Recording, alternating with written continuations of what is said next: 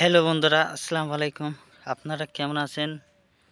তো বন্ধুরা, আশা করি সকলেই আল্লাহর রহমতে ভালো আছেন। তো আজকে আমি আপনাদের জন্য খুবই গুরুত্বপূর্ণ একটি উপকারী একটি শাক নিয়ে আলোচনা করব। তো বন্ধুরা, এই শাকটি যদি আপনারা নিয়মিত সকাল ও সন্ধ্যায় সেবন করতে পারেন, তাহলে কিন্তু বন্ধুরা আপনারা পেয়ে যাবেন 100% কার্যকরী উপকারিতা। তো বন্ধুরা, এই পাট শাকটি কেন খাওয়া দরকার, চা নাকি আপনারা যদি খান তাহলে আপনারা বুঝে যাবেন যে আমরা কেন এই শাকটি খেয়েছি। আসলেই এই পাট শাকটি খাওয়া প্রত্যেক মানুষের জন্য খুবই উপকারী।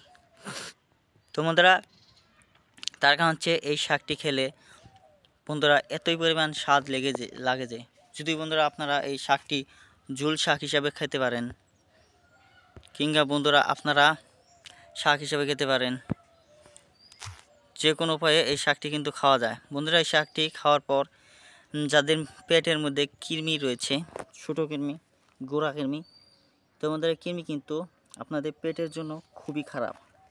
তো ভাই ও বন্ধুরা, এই কৃমিকে ধ্বংস করার জন্য আপনারা কি করেন, বিভিন্ন ধরনের হাসপাতাল থেকে বিভিন্ন ধরনের ওষুধ কিনে আনেন। তারপর বন্ধুরা, ওষুধ কিনে আনার পরও আপনাদের ওই ওষুধে কাজ হচ্ছে না। তো ভাইরা,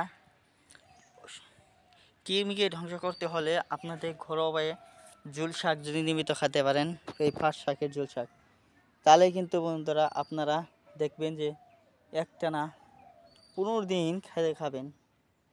তাছাড়া বন্ধুরা, এই শাকগুলাও খেতে পারেন 15 দিন, তাহলে দেখবেন যে পেটের কৃমি যদি না মরে গেছে তাহলে আমাদেরকে বলবেন।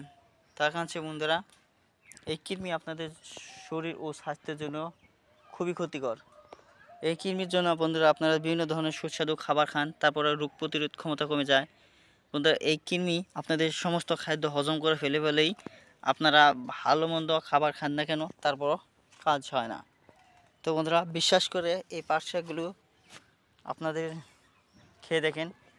পেটের জন্য, শরীরের জন্য যদি ভালো না হয় তাহলে আমাদেরকে বলবেন। ধন্যবাদ আপনাদেরকে।